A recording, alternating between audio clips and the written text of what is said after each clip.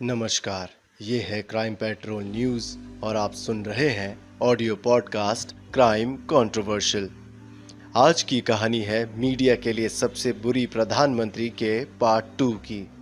ये कहानी Indira files book से ली गई है, जिसके रचयिता हैं विष्णु शर्मा। इस कहानी को आवाज़ दी है अंजलि ठाकुर ने।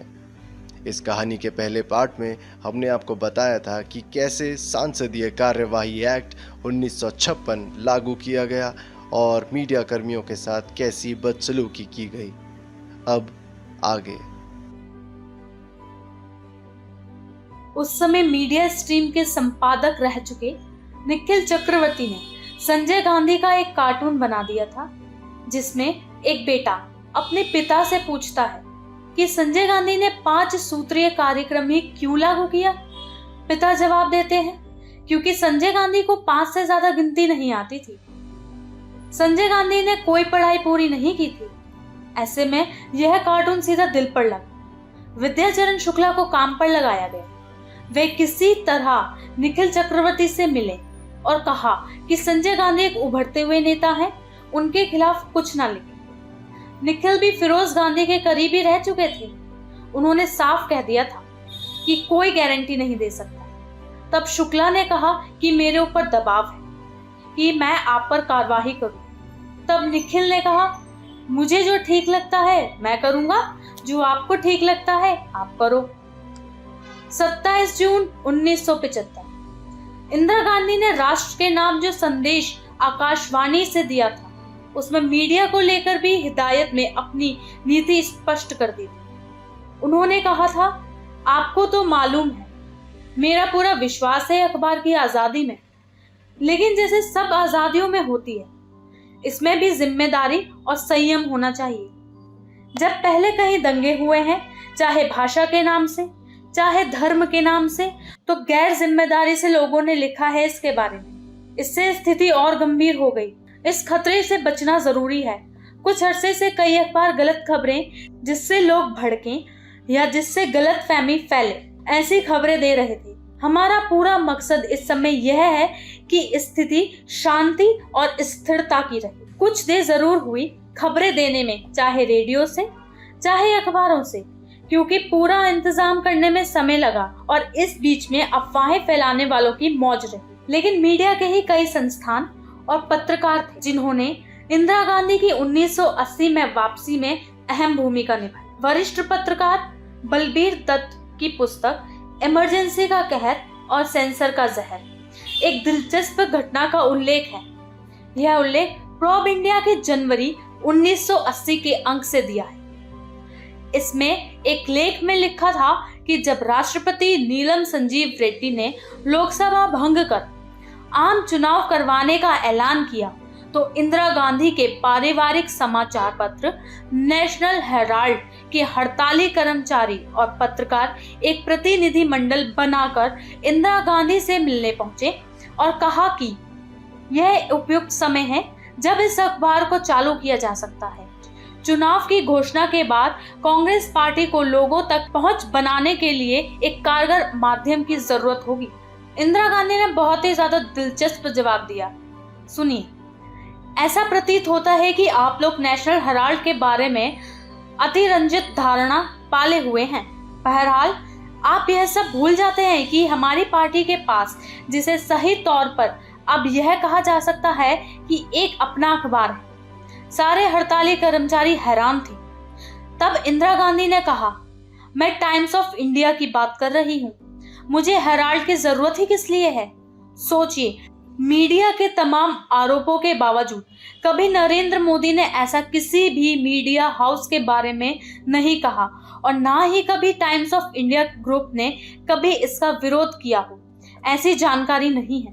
मीडिया पर इंदिरा गांधी के कहर की बानगी आप इस बात से भी लगा सकते हैं कि उन्होंने उस अखबार को भी नहीं छोड़ा जिसे कभी महात्मा गांधी ने शुरू किया था।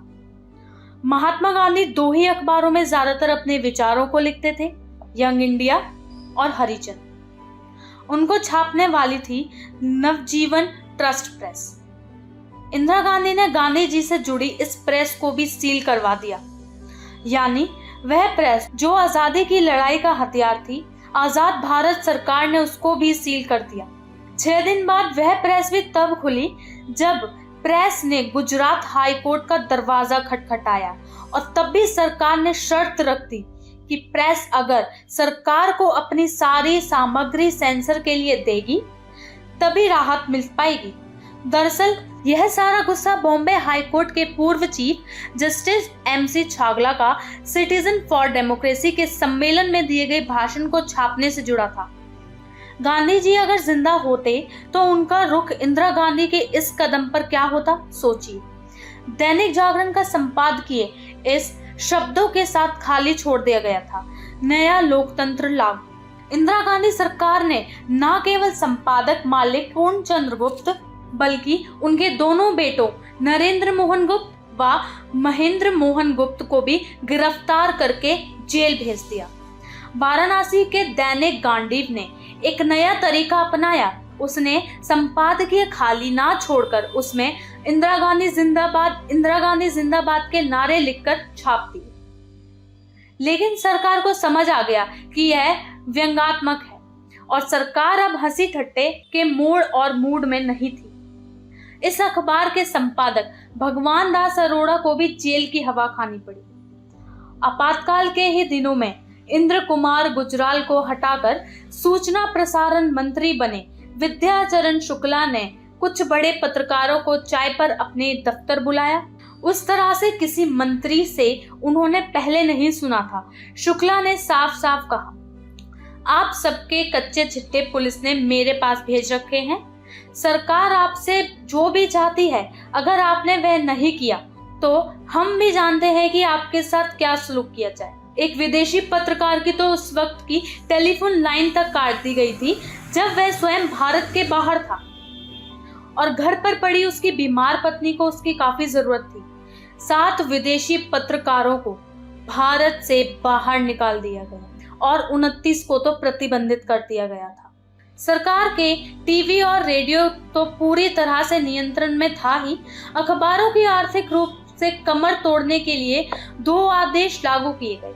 पहला, सरकार की आलोचना करने वाले अखबारों का विज्ञापन एकदम से बंद कर दिया गया। IB सिंह का रिसर्च पेपर बताता है, इंडियन एक्सप्रेस का विज्ञापन 40 कॉलम से घटाकर 7 कॉलम में सिमट गया। दूसरा आदेश यह दिया गया कि अखबार कितने विज्ञापन छाप सकते हैं, इसको भी सीमित कर दिया गया।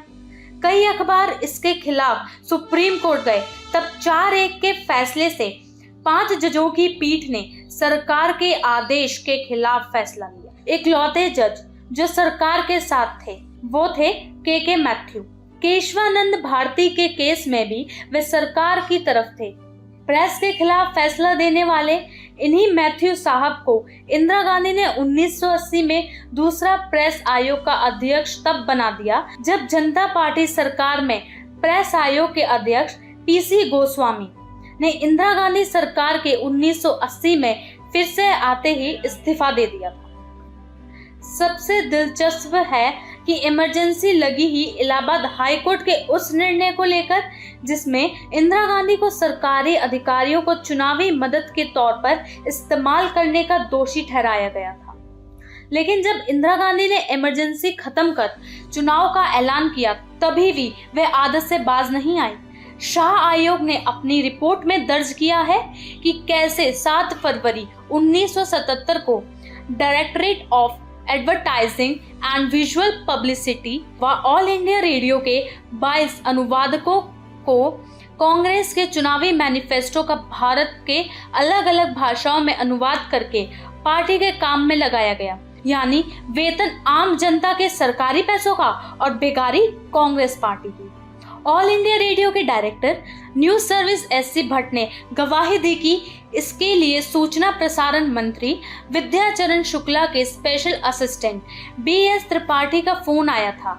इसके लिए अनुवादकों को चाणक्यपुरी दिल्ली के विश्व युवक केंद्र में ले जाया गया और काम पूरा होने तक उनको वहां से जाने की अनुमति नहीं थी। इस पूरे काम को DAVP के डायरेक्टर नरेंद्र सेठी ने संभाला था।